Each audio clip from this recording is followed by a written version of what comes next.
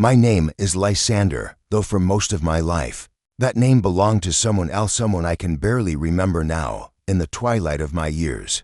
The olive trees outside my small house whisper in the evening wind, and their rustling carries me back across the decades to a time when I was not yet broken, when the world still held the possibility of choice. I was 7 when the raiders came to our village on the shores of Thrace.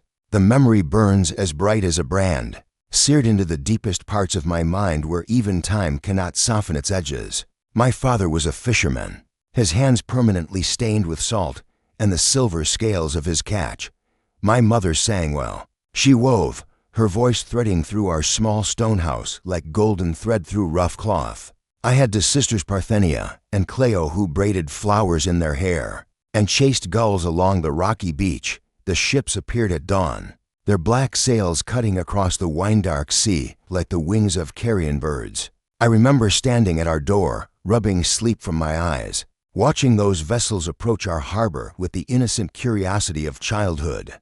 My father's face went white as bleached bone when he saw them. Pirates, he whispered, and the word fell between us like a stone into still water, sending ripples of terror through our peaceful morning. Take the children to the hills, he told my mother, his voice tight with barely controlled panic. But it was too late. The raiders moved like wolves, swift and merciless, streaming up from the beach with bronze weapons glinting in the early light. I remember the sound of their sandaled feet on stone, the harsh vowels of their foreign speech, the way the very air seemed to thicken with violence. They killed my father first, his blood pooling between the stones of our courtyard like spilled wine. My mother's scream shattered the morning, a sound so raw and primal it seemed to tear the world itself. Then hands seized me, rough, calloused hands that smelled of rope and tar and distant places. A cloth pressed against my face, reeking of some bitter herb, and the world dissolved into darkness. When consciousness returned, I found myself in the belly of a ship, chained to 20 other children in a space so cramped we could barely move. The stench was overwhelming, and washed bodies, vomit, human waste, and beneath it all the sour smell of fear. The ship rolled and pitched with the rhythm of the sea, and most of us were violently sick. Adding to the foulness of our prison, the boy chained beside me was perhaps 9 years old, his dark hair matted with dried blood from a wound on his scalp. Where are they taking us? I whispered in the darkness. To the markets, he replied, his voice hollow with a knowledge no child should possess. My older brother was taken 3 years ago. They sell us in Athens, in Corinth, in Sparta. We're worth good silver, especially the young ones. His words meant nothing to me then. Athens and Corinth were just names, distant and abstract. I knew only that I wanted my mother, wanted the familiar smell of our house, wanted to wake from this nightmare and find myself safe in my own bed. But as the days passed in that floating hell, even those simple desires began to fade, worn away by hunger and thirst and the constant motion of the sea. We were fed once a day, thin gruel ladled into our cupped hands by sullen sailors who looked through us as if we were cargo, not children. Water came in small, measured portions that left us always thirsty. Some of the younger children cried constantly. Others retreated into themselves, their eyes becoming empty windows. I learned to exist in a strange state between sleep and waking, where time became fluid and the boundaries between memory and dream dissolved. On the 7th day, the quality of light filtering through the hatch above us changed, becoming softer, more golden. Land, someone whispered, and the word passed through our chained line like a prayer. But what awaited us was not salvation, it was the beginning of a different kind of hell. The slave market of Aegina was assault on every sense. The moment we were dragged from the ship, blinking in the harsh Mediterranean sun, we were thrust into a world of noise, smell, and barely controlled chaos. Hundreds of voices haggling in a dozen different dialects, the crack of whips, the rattle of chains, the bleating of goats and lowing of cattle, for slaves were sold alongside livestock, and the distinction seemed academic to most buyers. We were herded into pens made of rough wooden stakes driven into the hard-packed earth. Men in fine chittons walked among us, examining us as farmers might examine horses, checking our teeth, feeling our muscles, looking for signs of disease or defect. Their hands were impersonal, clinical, reducing us to mere flesh and potential. This one's got good bones, I heard a buyer say as he gripped my chin and turned my head from side to side. Thracian stock, they make excellent body slaves. Train them young, and they'll serve for decades. Another man, older and wearing the purple stripe of wealth, nodded approvingly. What's his age? 7, maybe 8, the slave dealer replied, his Greek accented with the rough tones of Anatolia. Old enough to begin training, young enough to mold properly. He'll fetch 30 drachmas at least. 30 drachmas, the price of my childhood, my freedom, my future, all reduced to a handful of silver coins. The negotiation continued around me as if I were a piece of furniture, the buyers discussing my potential uses with casual indifference. I stood frozen in terror, not understanding the words, but comprehending with perfect clarity that I was being evaluated. Priced, sold. The man in the purple-striped chiton eventually nodded to the dealer. Coins changed hands with the soft chink of silver on silver, a sound that would haunt my dreams for years to come. A new chain was fastened around my ankle, and I was led away from the market toward a life I could never have imagined. My new master was called Xenophon, though he was nothing like the famous soldier and philosopher who bore that name. He was a man of perhaps 40 years, soft from a life of leisure, with the pale complexion of one who spent his days indoors counting profits, rather than working under the sun. His house in Aegina was large and well-appointed, built around a central courtyard where a fountain played among flowering shrubs. But for me, the seeming paradise was a prison more subtle than any cell. I was assigned to the household of children. There were 6 of us in total, ranging in age from 5 to 12. We slept in a small room off the kitchen, on straw mattresses that crawled with lice. We woke before dawn to begin the day's labors, which seemed endless in their variety and cruelty. The overseer of the house slaves was a man named Damon, himself a slave, but one who had been granted authority over the rest of us. He was perhaps 30 years old, his body marked with old whip scars that formed pale ridges across his back. His eyes held the peculiar deadness that comes from years of brutality, and he wielded his limited power with the viciousness of one who had been broken and sought to break others in turn. You will learn quickly, or you will learn painfully, he told me on my first morning, his voice flat and without inflection. The master values obedience above all else. Question nothing, resist nothing, and perhaps you will survive long enough to grow old in his service. My training began immediately. I learned to scrub floors until my knees bled, to carry water jars that seemed impossibly heavy for my small frame, to polish bronze until it gleamed like mirrors. Every task had its proper method, its prescribed technique, and deviation brought swift punishment. Damon carried a short leather strap that he used liberally across backs, legs, faces, wherever he felt correction was needed. But the physical pain was nothing compared to the systematic destruction of my identity that began. In those first weeks, I was forbidden to speak Thracian. Only Greek was permitted in the master's house. My name, Lysander, was deemed unsuitable, and I was simply called boy or you. My hair was cropped short in the style of slaves, marking me as property as clearly as any brand. Most insidiously, I was taught that my previous life had been meaningless, that my family had been worthless barbarians who had abandoned me to my fate. You are fortunate, Damon would say as he supervised our work. The master has saved you from a life of ignorance and poverty. You will learn civilized ways, serve in a proper household. Many slaves live far worse lives than this. The months blurred together in a haze of labor and exhaustion. I grew thin on the slave's diet of barley porridge and table scraps, my ribs showing sharp beneath my skin. My hands became permanently stained and calloused from the harsh soaps and scouring stones we used for cleaning. Sleep became my only escape, though even that was often interrupted by nightmares of my family's murder or dreams of a home I could barely remember. The other slave children were sources of both comfort and competition. We found ways to help each other, sharing food when one of us was too sick to eat, covering for mistakes that might bring punishment, offering wordless comfort in the dark hours before dawn. But we also learned to be wary of each other, for Damon rewarded those who reported infractions with slightly better treatment, creating an atmosphere of mistrust even among the powerless. There was a girl named Murdo, perhaps 10 years old, who had been born in the house to a slave woman who died in childbirth. She had never known freedom, never known a life beyond these walls. Yet she possessed a quiet strength that I envied. She could disappear into herself during the worst punishments, her eyes becoming distant and unfocused, as if her spirit had fled to some place Damon's strap could not reach. "You're still fighting," she told me one night as we lay on our straw mattresses, our backs aching from a day of scrubbing marble floors.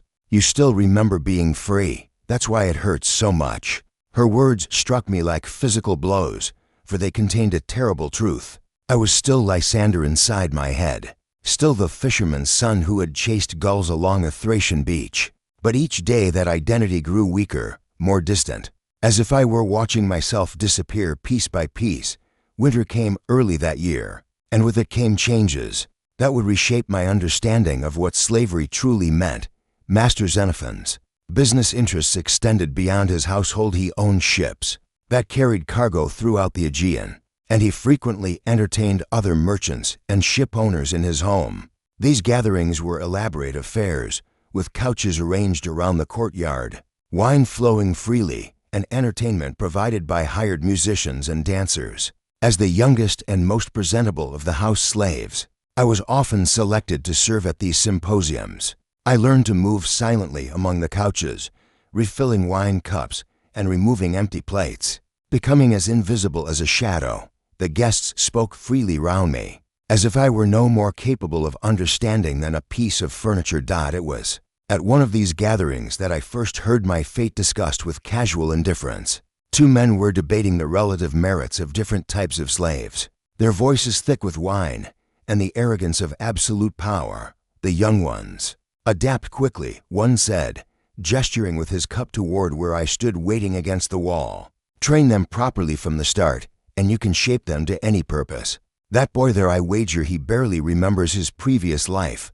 His companion, a heavy-set man with gold rings on every finger, laughed approvingly. "Xenophon has a talent for breaking them gently. No obvious scars, no broken spirits that might reduce their value. His trained slaves command premium prices when he's ready to sell." The words hit me like cold water. I was not being kept permanently. I was being prepared for another sale, groomed and trained like a horse being readied for market. The small comforts I had found in routine, the fragile sense of stability I had built, crumbled instantly. I was still just merchandise, my value measured only by my potential usefulness to some future owner. That night I lay awake staring at the ceiling, listening to the soft breathing of the other children around me. For the first time since my capture, I seriously considered escape. The house was well guarded, but not impregnable. The walls could be climbed, the guards could be evaded. But where would I go? I was hundreds of miles from my homeland, with money, no connections, no knowledge of the world beyond these walls. And even if I managed to reach Thrace, what would I find? My village was certainly destroyed, my family certainly dead. I was trapped not just by chains and walls, but by the complete destruction of everything that had once given my life meaning. The turning point came in my second year of captivity, when Master Xenophon received a commission that would change my life forever. A wealthy Athenian named Critias had heard of Xenophon's skill at training young slaves and wished to purchase a boy who could serve as a companion to his own son, not just a servant, but an educated slave who could participate in lessons, provide intellectual stimulation, and serve as a living reminder of the boy's superiority. I was selected for this role, and my training intensified dramatically. A pedagogue named Simmias was brought to the house, an elderly slave himself, but one educated in letters and music and rhetoric. Under his tutelage, I learned to read and write Greek, to recite poetry, to play the lyre with reasonable skill. The irony was not lost on me. I was being given an education that would have been impossible in my fishing village, but only so that I could better serve my betters. Simmias was not unkind, but his loyalty belonged entirely to our master. He saw himself as civilizing me, lifting me from barbarism to something approaching culture. "You are fortunate, boy," he would say as he corrected my pronunciation of Homer's verses. Many freeborn Greeks receive less education than you are being given. Make the most of this opportunity. But I was learning more than letters and music. I was learning the elaborate social codes that governed relations between master and slave, the subtle signs of deference and submission that marked my place in the world. I was learning to anticipate needs before they were spoken, to become so perfectly attuned to another's desires that I ceased to exist as a separate being. The lessons extended far beyond the classroom. I was taught to bathe and dress my future young master, to style his hair and select his clothes, to accompany him to the gymnasium and carry his oil and strigils. I learned the art of agreeable conversation, how to ask questions that made the other person feel intelligent, how to express opinions that exactly matched those of my superior, how to disappear my own thoughts so completely that I became a perfect mirror for someone else's ego. The physical training was equally important. I was exercised regularly to maintain an aesthetically pleasing appearance. My diet carefully controlled to prevent me from becoming either too thin or too heavy. My hair was allowed to grow longer and was styled in the fashion of well-born youths. I was bathed in perfumed water and dressed in fine tunics that marked me as valuable property. But beneath the education and the better treatment, I was still being systematically broken. Every lesson contained within it the implicit message that I existed solely for another's benefit, that my thoughts and feelings and desires were not merely unimportant, but actively dangerous. I was being taught to find fulfillment in perfect service, to take pride in my own erasure. The other slave children watched my transformation with a mixture of envy and pity. I received better food, softer clothing, protection from Damon's casual cruelties. But they could see what I was becoming, not a person, but a beautifully crafted tool. Myrto, with her strange wisdom, put it most clearly. You're disappearing, she said simply one evening as I practiced my lyre in the courtyard. Every day, there's less of you and more of what they want you to be. Her words terrified me because they were true. I could feel myself changing, becoming something other than what I had been. The Thracian boy who had chased gulls and helped his father mend nets was fading like a dream upon waking. In his place was emerging something new, cultured, obedient, perfectly suited to his designated role. And the most frightening thing was that part of me welcomed the change, for it meant an end to the constant pain of remembering what I had lost. After 18 months of intensive preparation, word came that Critias was ready to complete the purchase. He would arrive within the week to examine his potential acquisition and, if satisfied, take me to Athens to begin my new life. I felt no excitement at this prospect, only a dull resignation. I had been sold before I was even aware of being for sale. The night before Critias's arrival, I experienced something that might have been a vision or might have been a dream. The boundaries between sleeping and waking had become fluid. After years of exhaustion and trauma, I found myself standing on the beach of my childhood, the familiar stones smooth beneath my bare feet. The sea stretched endless and wine-dark before me, exactly as Homer described it in the verses I had been forced to memorize. My father stood beside me, his fishing net draped across his shoulder, his face turned toward the horizon. He seemed younger than I remembered, his hair still thick and dark, his hands still strong. But when he turned to look at me, his eyes were filled with infinite sadness. "You have forgotten us," he said, his voice carrying the sound of waves on shingle. "No," I protested, though even as I spoke the words I knew they were not entirely true. I remember everything, do you?" he asked. "Do you remember your sister's laugh? Do you remember the song your mother sang while she wove? Do you remember the taste of the bread she baked? The smell of the olive oil she pressed from our own trees?" I opened my mouth to answer, but the words would not come. Those memories, once as much a part of me as breathing, had become dim and distant. I could recall that my mother had sung, but not the melody. I could remember that my sisters had laughed, but not the sound. The details that make memories real had been worn away by time and training, leaving only vague impressions that might have belonged to someone else's life. "They have stolen more than your freedom," my father continued. "They have stolen your very self. You are becoming what they want you to be. And soon there will be nothing left of the boy who was my son." I wanted to deny his words, to insist that I was still myself beneath the veneer of civilization. But standing there on that phantom beach, I could feel the truth of what he said. I was disappearing, piece by piece, memory by memory, until nothing would remain but a perfectly crafted slave. "What can I do?" I asked, and my voice sounded young and lost. "How can I fight them when they hold my very life in their hands?" My father smiled then, and it was the same smile I remembered from childhood, sad but loving, tired but enduring. "Remember this moment," he said. "Remember who you were, who you truly are. They can take everything else, but they cannot take what you choose to keep hidden in the deepest part of your heart." He began to fade then, becoming translucent like morning mist. But his final words reached me clearly across the growing distance. "Survive, my son. Survive and remember."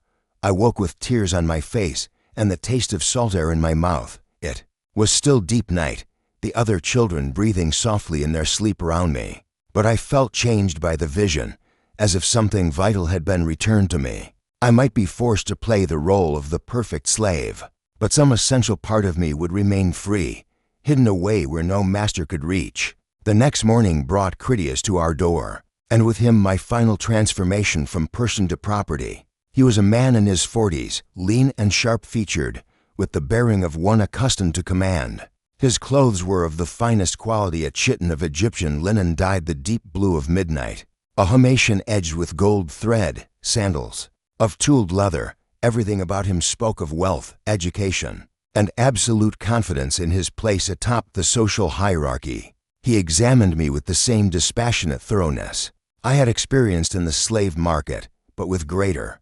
sophistication. He tested my Greek by engaging me in conversation about Homer, had me recite passages from memory, observed my posture and movement as I served wine.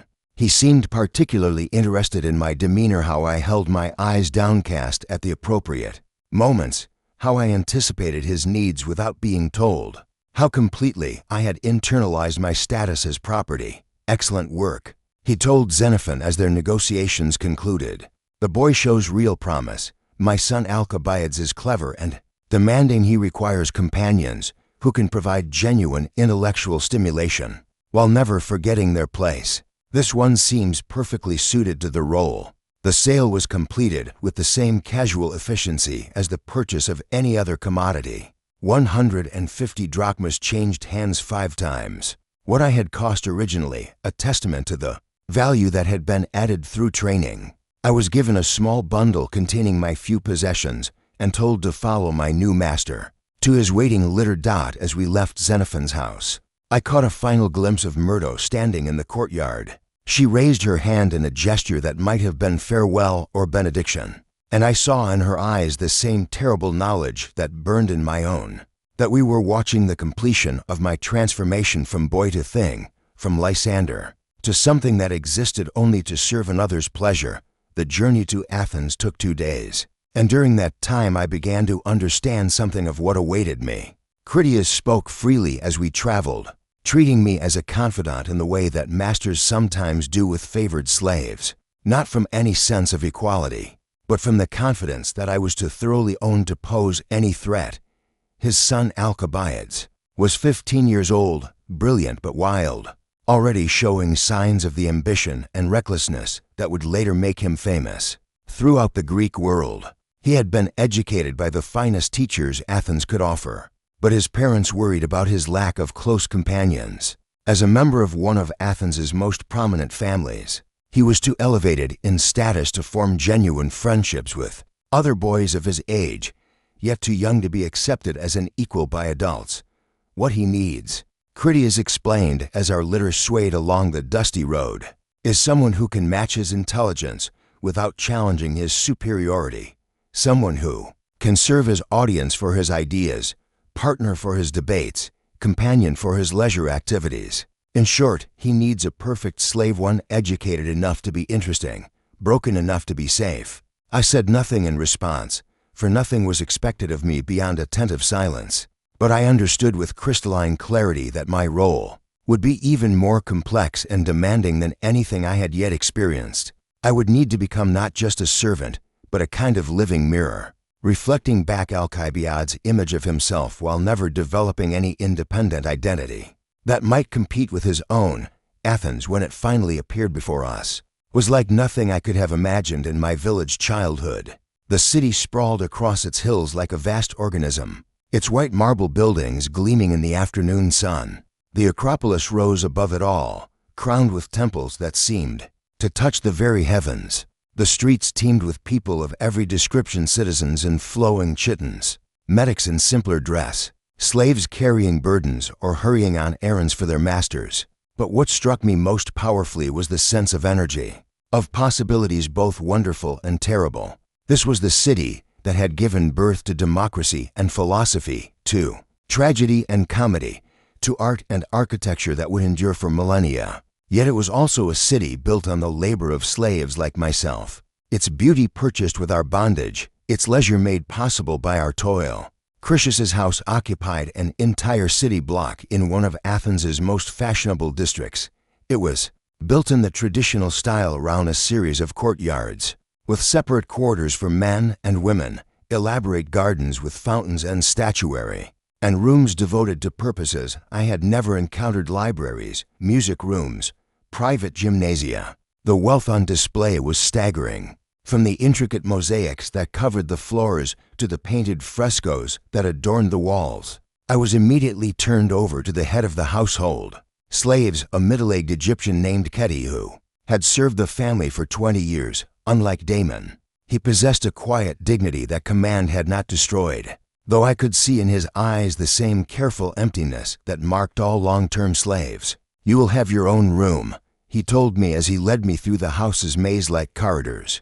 "The master values his son's companion highly enough to provide certain privileges, but do not mistake privilege for freedom, and never forget that your comfort depends entirely on the young master's continued satisfaction with your service." My quarters were indeed luxurious by the standards.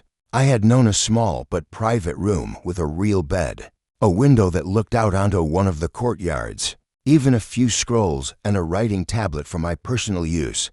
But the very generosity of the accommodations served to emphasize how completely I was owned. Everything I possessed, including my own body, belonged to another. I met my young master the next morning, and he proved to be everything his father had described and more. Alcibiades was tall for his age, with the kind of natural grace that comes from excellent breeding and extensive athletic training. His features were regular and pleasing, his eyes bright with intelligence and barely contained energy. When he smiled, which he did often, it was with the unconscious charm of one who had never known rejection or disappointment.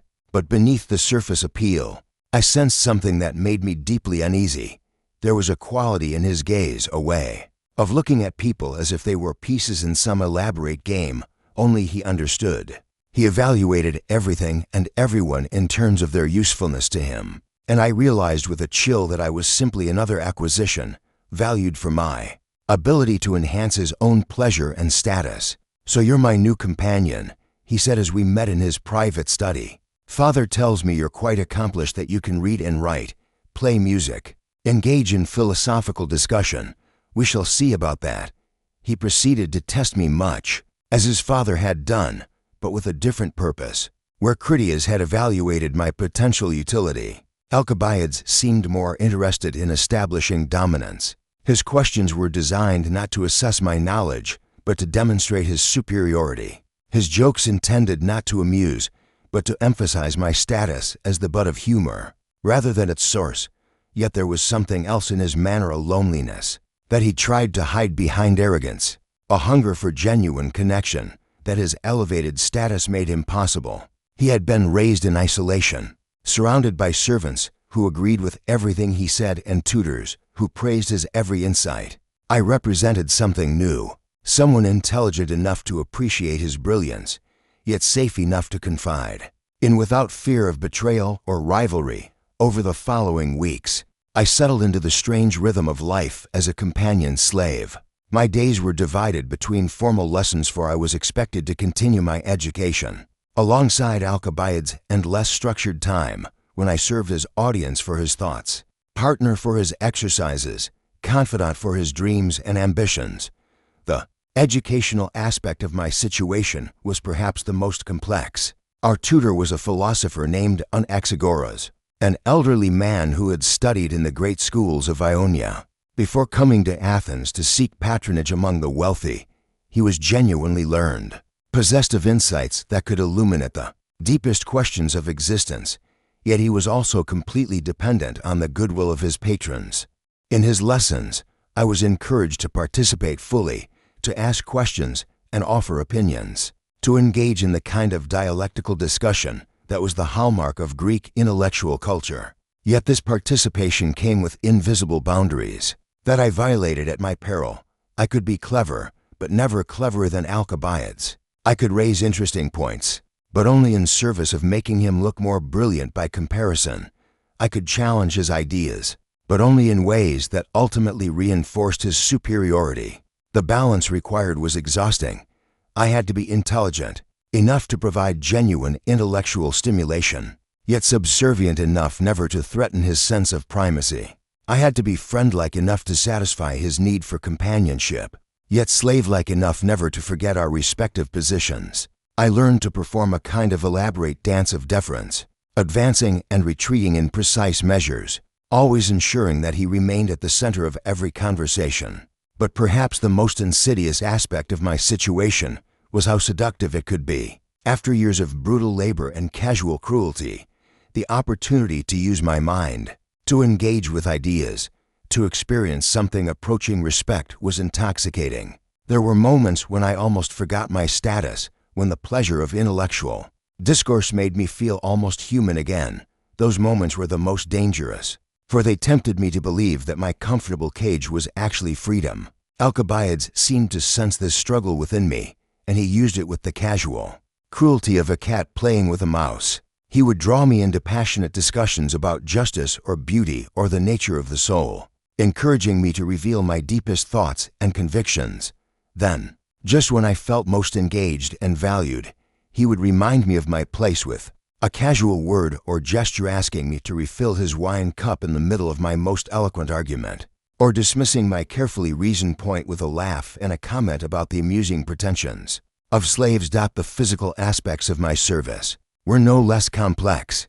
I was expected to attend Alcibiades in all his activities, from his morning exercises in the gymnasium to his evening symposiums with other young aristocrats. I helped him bathe and dress, styled his hair and selected his jewelry, carried his belongings and anticipated his needs. In public, I was expected to remain nearly invisible, a shadow that followed him without calling attention to itself. Yet in private, the boundaries could blur in ways that left me confused and ashamed. Alcibiades had grown up surrounded by slaves who catered to his every whim, and he saw nothing strange in expecting absolute intimacy from those who served him. There were no aspects of his life, no moments of vulnerability, no personal secrets that he considered private from his slave. I became repository for confidences that would have been shocking coming from a free person, witness to displays of emotion and weakness that his public persona never revealed. This intimacy was both privilege and burden. To be trusted with such secrets gave me a kind of power, yet it was power I could never use without destroying myself.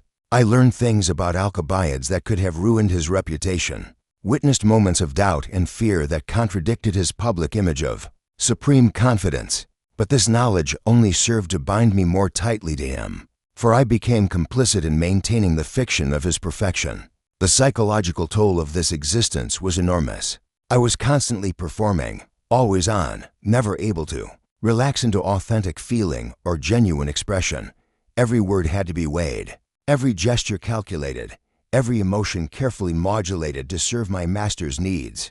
I became skilled at reading the subtle changes in his mood, at anticipating his desires before he voiced them, at becoming whatever version of myself he needed in any given moment. Yet beneath this carefully constructed performance, something in me continued to resist. Perhaps it was the memory of my father's final words, or perhaps it was simply some irreducible core of selfhood that refused to be entirely erased. I began to develop a kind of internal double life, maintaining elaborate fantasies and secret thoughts that I shared with no one. In the privacy of my own mind, I remained Lysander the Thracian, son of a fisherman, brother to sisters who had laughed in the sun. Outwardly, I was the perfect companion slave. Inwardly, I nursed the flame of my own identity. This division within myself became more pronounced as I moved deeper into adolescence. My body was changing, developing the muscled frame of a young man. And with these physical changes came emotional and sexual awakening that complicated my situation enormously. Alcibiades, too, was maturing, becoming aware of desires and impulses that his privileged position allowed him to explore without restraint. The symposiums that were such an important part of aristocratic social life became particularly difficult for me to navigate. These were gatherings where wealthy men reclined on couches, drinking wine and engaging in the kind of elevated conversation that was supposed to distinguish civilized Greeks from barbarians.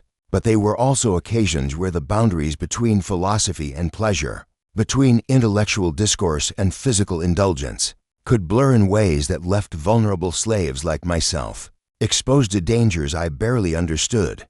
I learned to recognize the signs, the particular quality of laughter that accompanied the later stages of drinking, the way conversations about beauty and love could shift imperceptibly toward more immediate concerns, the looks that were exchanged when wine had loosened tongues and inhibitions. My training had prepared me to serve wine and clear tables, but it had not prepared me for the moment when I might become the object, rather than the instrument of my master's desires. The first time this line was crossed, I was perhaps 14 years old, my voice just beginning to change, my understanding of such matters still clouded by innocence and confusion. It happened at a private gathering in our house, just Alcibiades and two of his closest friends, all of them several years older than myself and far more sophisticated in the ways of the world.